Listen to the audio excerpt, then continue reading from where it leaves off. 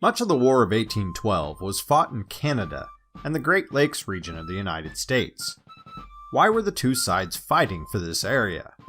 Who was victorious? After the American Revolution, many Loyalists left the United States and moved to Canada because it had remained loyal to Great Britain.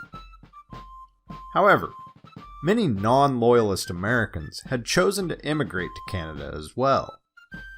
At the outbreak of the War of 1812, American leaders assumed Canada would jump at the chance to break away from Great Britain and join the United States.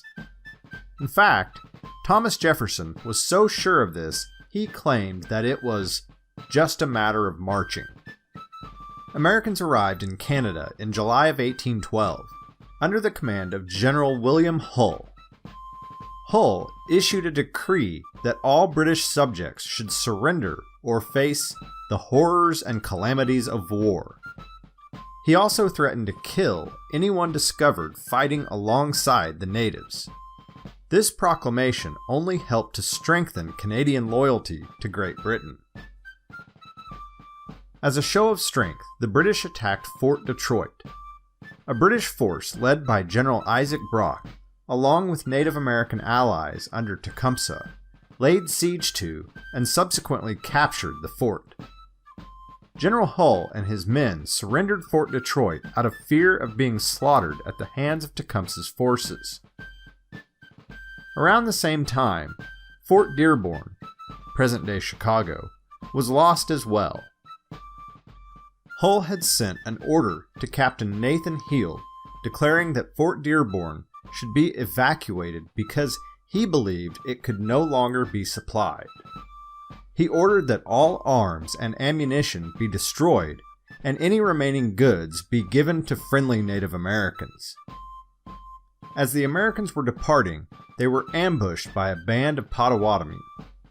The battle lasted only 15 minutes and resulted in a complete victory for the Potawatomi.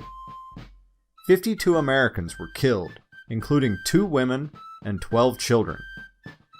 Fort Dearborn was then burned to the ground. The British would only hold Fort Detroit for about a year. Following the surrender of the fort, William Hull was replaced by General William Henry Harrison. Harrison set out to recapture the fort, but met strong resistance throughout much of 1813. There were several engagements, including the River Raisin Massacre, Fort Meigs, and Fort Stephenson. On September 10, 1813, a naval battle occurred which finally secured Fort Detroit for the United States. The Battle of Lake Erie was won by Commodore Oliver Hazard Perry, thus establishing control over that strategic body of water. With the path clear, General Harrison launched an invasion of Canada, and the U.S. pushed the British away from Fort Detroit. At the Battle of the Thames in Ontario, the Americans won a decisive victory, and Tecumseh was killed in the fight. There was also a significant campaign to capture the city of York, present-day Toronto. More than 1,600 Americans under General Zebulon Pike landed on the shores of York in the early morning hours of April 27, 1813. The British were heavily outnumbered and forced to retreat. As they fled the city, British troops destroyed the fort's ammunition storehouse.